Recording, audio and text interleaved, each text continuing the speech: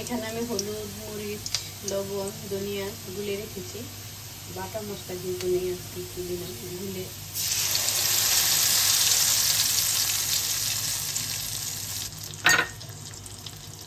মশলাটা আমি একটু কষিয়ে নেব ভালো করে, একটু হালকা পানি দিয়েছি। মশলাটা আমার কষানো হয়ে গেছে মোটামুটি। এবার আমি ঠান্ডা করে রাখা মূলাগুলো দিয়ে দেব, দিয়ে একটু ভালো করে নেড়ে ছেড়ে নেব। আমি এখন মাছগুলো অ্যাড করে দেব, কারণ মশলা যাতে মাছ আর মূলা তো সিদ্ধ করে ছিল আগে থেকে, এর জন্য মাছটাও আমি এখানে অ্যাড করে দেব, দিয়ে একটু নেড়ে ছেড়ে নেব ভালো করে। রান্নাবান্না আমরা সবাই করি, আমরা যেহেতু কন্টেন্ট ক্রিয়েটার, ভিডিও যেহেতু আমাদের আপলোড করতে হবে, তাই যাই রান্না করি ভিডিও করে রাখি, সময় সুযোগ করে তা আপলোড করে দিই। সিজন ছাড়া মূলা কেমন হবে জানি না, কত ভালো লাগতে পারে।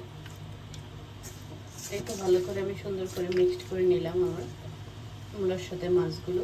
এখন আমি একটু দেখিয়ে দেবো, হালকা পানি যেহেতু আছে আমি আর এখন একটু পানি অ্যাড করবো না। আমি এটা ভালো করে একটু কষিয়ে নেব, তারপরে এটার মধ্যে একটু ঝোল দিয়ে দেব। তরকারিটা কষা কষা হয়ে গেছে, এখন ঝোল দিয়ে দেব।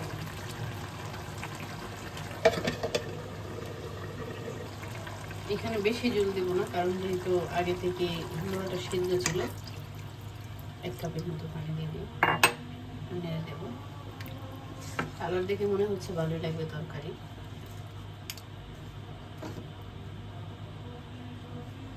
মূলা সিদ্ধ দিয়ে নিচ্ছিলাম, এখন একটু